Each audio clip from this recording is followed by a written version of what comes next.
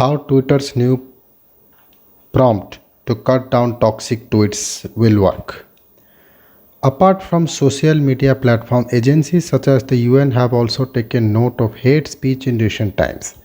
In a blog post published Wednesday, Twitter announced that it is rolling out a prompts feature on its iOS and Android apps that encourage people to pause and reconsider a potentially harmful or offensive reply before they hit send. The feature is being rolled out in a bid to encourage healthier conversations on the social media platform. So, what is the new feature and why has it been rolled out? In 2020, Twitter tested prompts that would encourage people to rethink some posts. Starting May last year, the social media company ran limited tests on iOS apps in which some users were shown prompts that urged them to rethink their post or replies if the language was thought to be harmful. Twitter says that the harmful and offensive replies would mean if they were considered insulting, used strong language, or were hateful. Then in August 2020, these prompts were revised to include more information about why an individual received them and improved how the context of the conversation was considered before being displayed a prompt. After this feature was tested on iOS, Android, and web. In Wednesday's blog, Twitter said, based on feedback and learning from the test conducted over the course of last year, prompts would be rolled out on iOS and Android apps for users who have enabled English language settings. Since the testing of this feature began, Twitter had made certain improvements such as consideration of the nature of relationships between two account holders. For example, if two accounts follow and reply to each other often, there is a higher likelihood that they have a better understanding of preferred tone of communication, Twitter had said. Through tests, Twitter has found that when prompted, 34% of the people revised their initial reply or decided to not send the reply at all. Further, they found that on being prompted once, people on average composed 11% fewer offensive replies in the future. Twitter also notes that if prompted, people were less likely to receive offensive and harmful replies back.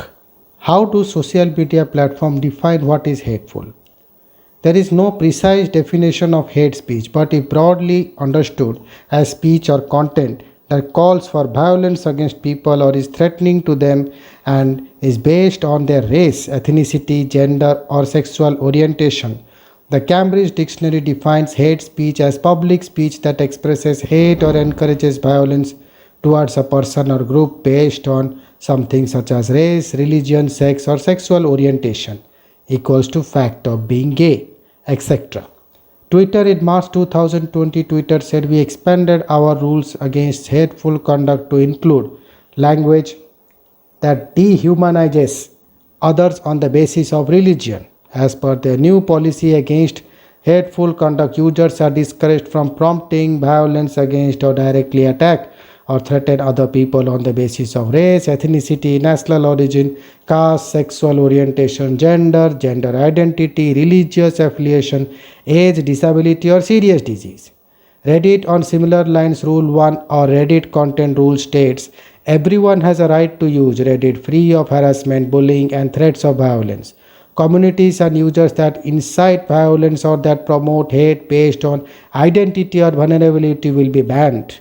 Facebook hate speech is one element of Facebook community standards. The platform states we do not allow hate speech on Facebook because it creates an environment of intimidation and exclusion and in some cases may promote real world violence. It adds, we define hate speech as a direct attack on people based on what we call protected characteristics, race, ethnicity, national origin, religious affiliation, sexual orientation, caste, sex, gender identity, and serious disease or disability. Apart from social media platform, agencies such as the UN have also taken note of hate speech in recent time. The UN launched a strategy and plan of action on hate speech in 2019 that aims to provide the resources to tackle hate speech in line with international human rights and right to freedom of opinion and expression. Thank you.